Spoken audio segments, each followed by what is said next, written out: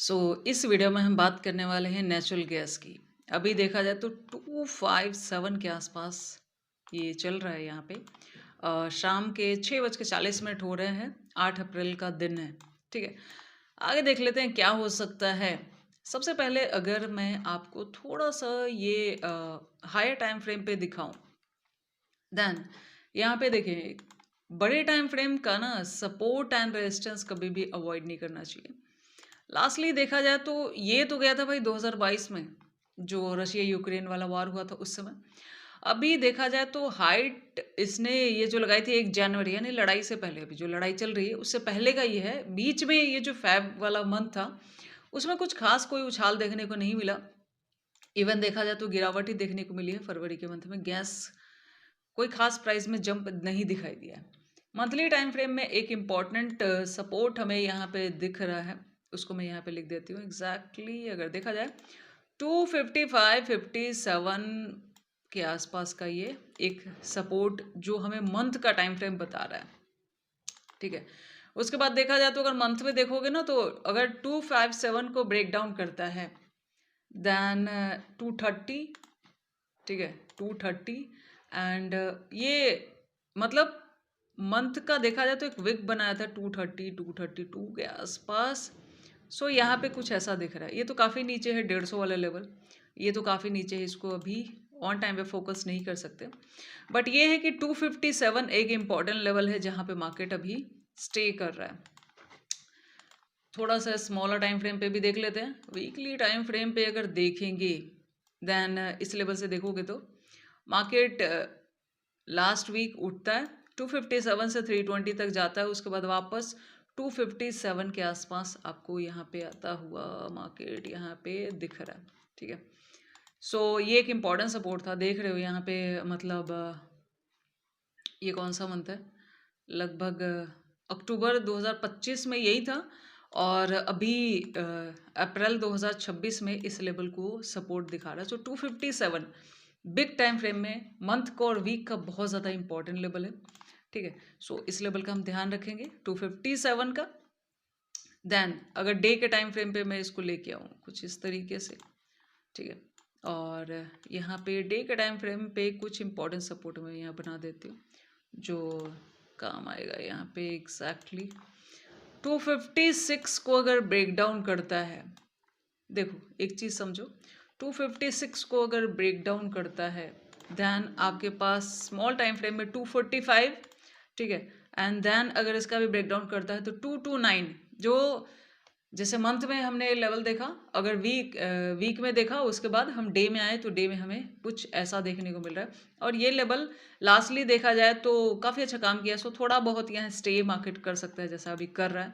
256 का जब तक ब्रेक डाउन नहीं होगा 245 के लेवल्स को हम अभी ट्रैक नहीं कर सकते। थोड़ा सा और स्मॉलर टाइम फ्रेम पे मैं बता देती हूँ एग्जैक्टली क्या चल रहा है।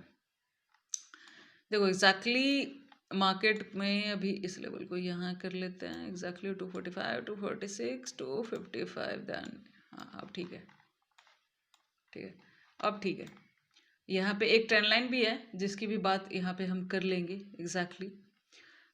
अभी देखा जाए तो 255, 56 आवरली टाइम फ्रेम पे 255 का एग्जैक्टली 255, 254 एक इम्पॉर्टेंट लेवल है। और मतलब 254 से 255, 6 ये सब समझ लो एक इम्पॉर्टेंट सपोर्ट की तरह यहाँ काम आया जहाँ से मार्केट ने काम किया, देख रहे हो। इसलिए अगर आप ट्रेड करते हैं देन बड़े टाइम फ्रेम पे थोड़ा सा देख लिया करें। अगर उसमें कोई सपोर्ट एंड रेजिस्टेंस है तो मार्केट वहाँ वर्क करता है।